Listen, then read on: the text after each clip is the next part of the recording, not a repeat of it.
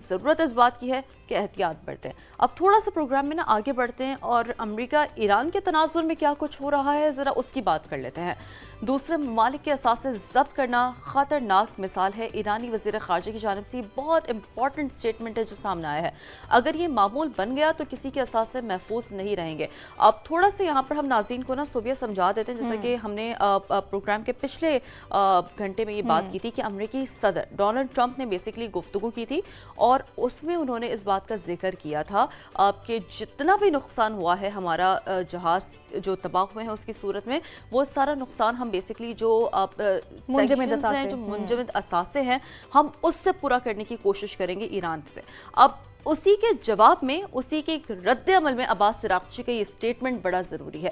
اس عمل کے نتائج انتشار اور عدم استحکام کی صورت میں نکلیں گے۔ عباس عراقچی نے بیسیکلی امریکی صدر ڈونلڈ ٹرمپ کے اس بیان پر اپنا رد عمل دیا ہے۔